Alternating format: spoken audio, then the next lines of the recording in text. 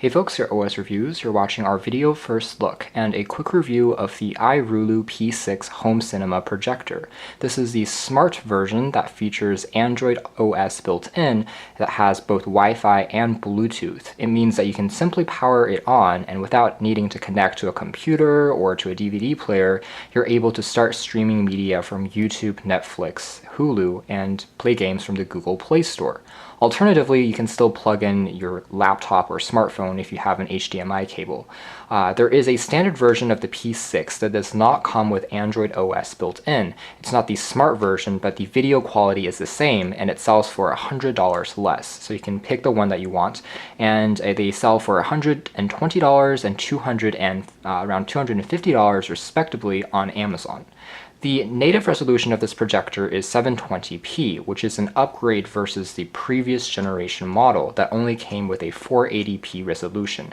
As a result, image quality is significantly sharper, text as well as the overall saturation levels are more vivid, and this makes for a more enjoyable experience for watching media as well as for using for quick presentations. Now, this is really meant as a home projector. It's not meant as a portable Pico unit because it's quite hefty and large, as I'll show you guys in a moment. But first, talking about some of the accessories that you get in the packaging, there's access to a standard remote that takes two AAA batteries in the back that gives you some navigation for the Android interface. However, I would still recommend plugging in a mouse, a keyboard, or using Bluetooth because it's a little harder to peck out, letters from the keyboard one at a time using the bundled remote.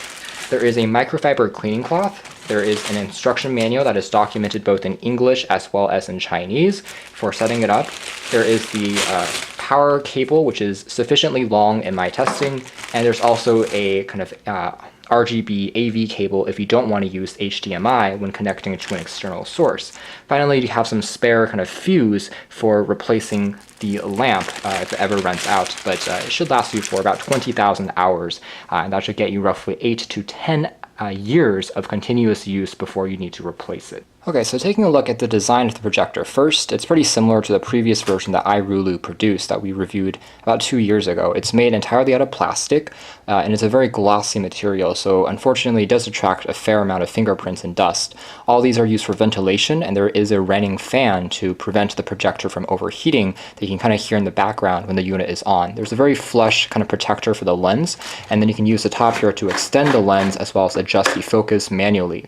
It's pretty easy to use, and it projects a virtual screen up to 200 inches diagonally on a wall, and for the best results you do have to have all the lights dimmed for this to work, since it is a pretty typical projector. It's not using DLP or anything fancy.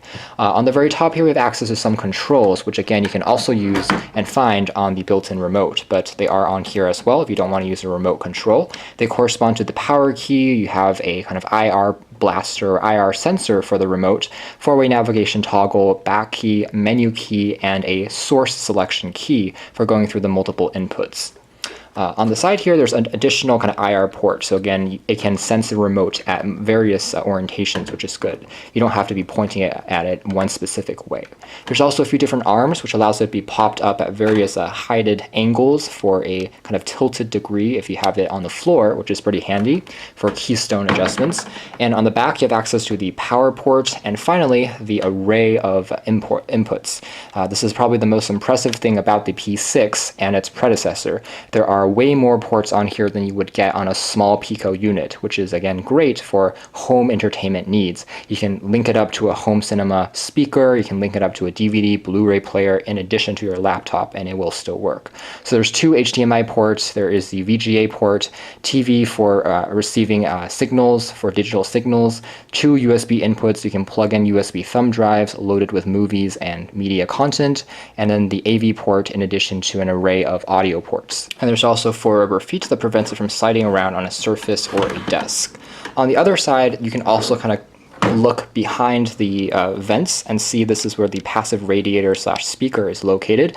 It's actually a relatively large driver. Again, another benefit of having a full-size projector is they don't have to squeeze in a minuscule speaker set. It actually packs a good amount of volume, even though it's not quite the most amazing speaker in the world, and I would still recommend using your own if you want the best effect, it certainly is better compared to other projectors in the same price bracket that I've seen recently. By default, the P6 enters the Android OS when nothing has been plugged in. It takes roughly 20 seconds to boot, and you can hear there's definitely some background noise produced by the fan. So it's not silent, and that means if you're in a quiet room, if you're doing a conference, then you definitely will be able to hear that. However, it's not too distracting, especially if you're watching a movie. It's about the same overall noise that you would get from maybe a laptop that has a Core i-series processor that's been plugged in. You can kind of hear it running. And overall, you can see that the interface is quite clean, very similar to other Android TV boxes that we've reviewed in the past. It's laid out in this grid format, which is really suited for navigation using arrows and the bundled remote. It is occasionally sluggish when it's trying to load through multiple apps, however, so I do suspect that the RAM is a little low. I'm guessing roughly 1 GB. However, that hasn't been specified on the manufacturer's page, and it's likely running on a MediaTek quad-core processor, which seems like a very popular configuration for these type of units. You can see on the top there is Wi-Fi status, there's also time and date, and first impressions, you can tell that the screen is actually very good.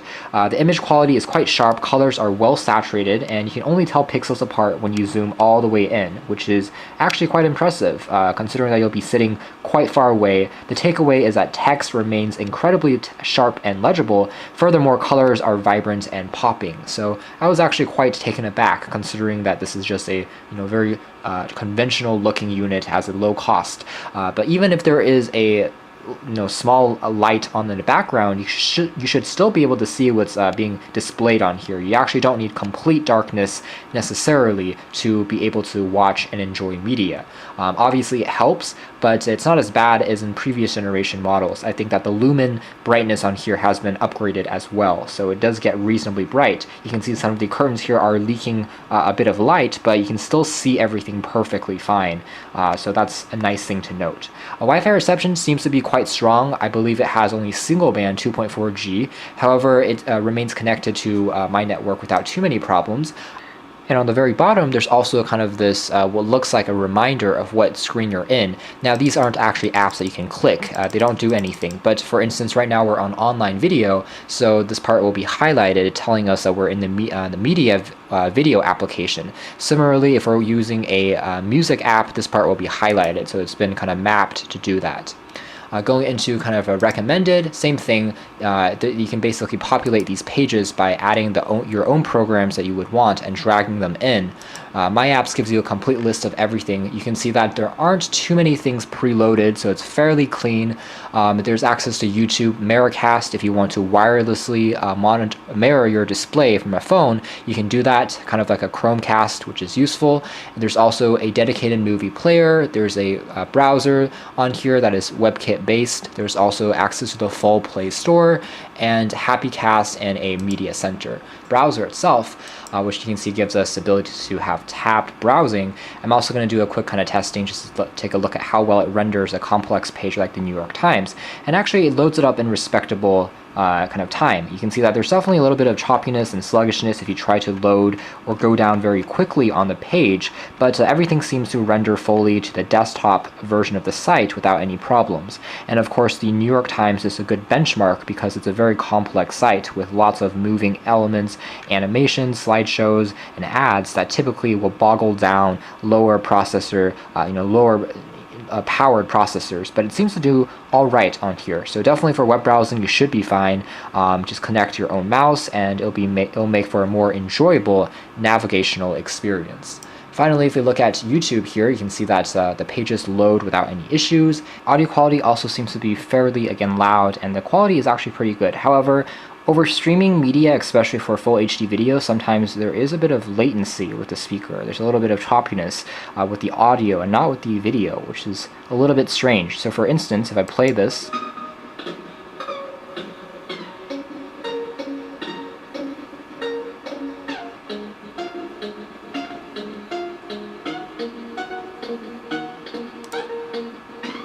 So you can hear how there's a bit of lagging behind, but if you kind of buffer it, kind of pull it forwards, then the problem usually gets resolved. So that's something that might be a minor bug. I'm not too sure. Perhaps it's because the processor, again, is a little bit of a weaker chipset.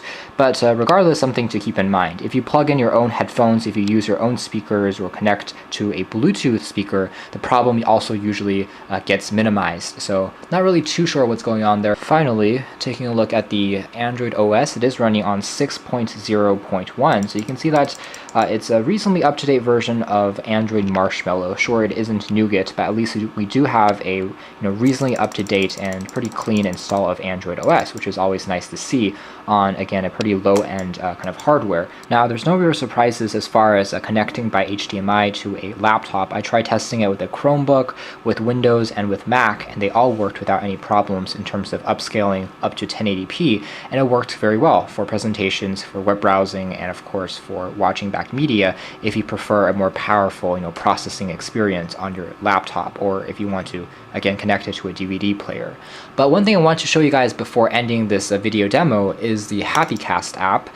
This is kind of like the Mirrorcast in the sense that you are able to mirror whatever is displayed on your phone to the projector using Wi-Fi. You download this application by QR code through the phone, but what's interesting here is that they also give you some kind of suggested games and apps that work with HiFi exclusively. So for instance, under videos, if you want to stream more videos, they give you a few recommendations. Some of these are, I think, geared towards mainland China, but for instance, they have a few different options and apps which you can scan to download, and then you can then watch back the videos. There are the same kind of recommendation for games. So for instance, Asphalt 8, which can be mirrored from a phone controller to the projector wirelessly. Here's a demo video.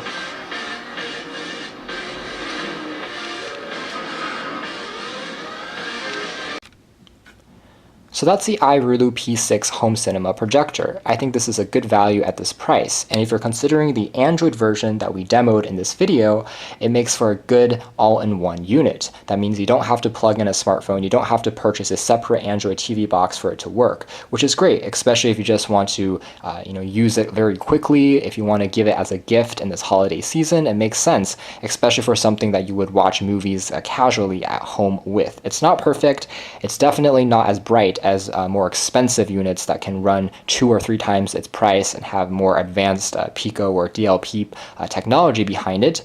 Furthermore, again, the Android processor on here, it's not the fastest, it's not the most up-to-date system. However, for media streaming as well as for light web browsing and gaming, it more than suffices. The image quality has also seen a significant bump from the previous generation model, from being pixelated to being actually quite sharp in 720p. I would say ideally your virtual screen size, if it's roughly 100 to 150 inches, works quite well, and images are quite sharp as well as accurate for something of this price. So this is actually a pretty solid offering if you don't mind a slightly bulkier and more conventional design as opposed to a sleeker, smaller shell, but that often also correlates with a higher price. So you can check out more details about the P6 in our written review, but for now, this has been our video. Thanks for watching here at OS Reviews. This has been the iRulu P6 Android OS version.